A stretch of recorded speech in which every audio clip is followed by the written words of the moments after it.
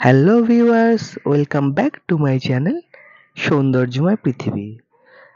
আজ আপনাদেরকে দেখাবো একটি আপেল গাছ, যা সাধারণত প্রাথমিকভাবে ভারতের জম্মু এবং কাশ্মীরের পাহাড়ি অঞ্চলে সবথেকে বেশি চাষ হয়ে থাকে।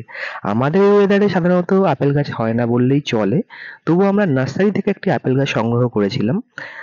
সেটি কোনোরকমভাবে আজকে আমরা এখনো পর্যন্ত বাঁচিয়ে রাখতে পেরেছি জল এবং হালকা কিছু সারের মাধ্যমে। মাঝখানে যদিও এটি একটি ফুল এসেছিল, ফুলটিতে আমাদের অনেক আশায় বুক বেঁধেছিলাম যে হয়তো ফুলটি থেকে একটা আপেল হয়তো আমরা পাবো। কোনো কারণবশত সেই আপেলের ফুলটি নষ্ট হয়ে যায়। যাই হোক, এখনো গাছটা অনেক সুন্দরভাবে আছে। গাছটার পাতাগুলো দেখুন, অনেকটা ডুমুর দেখে থাকলে ডুমুরের পাতা যেরকম একটু খসখসে হয় সেরকম টাইপের একটু খসখসে পাতা, এবং অল্প কিছু লম্বা এখন হয়েছে গাছটা আগের তুলনায়।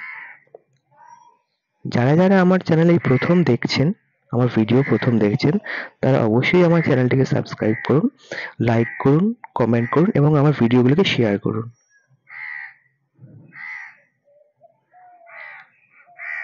Thank you viewers.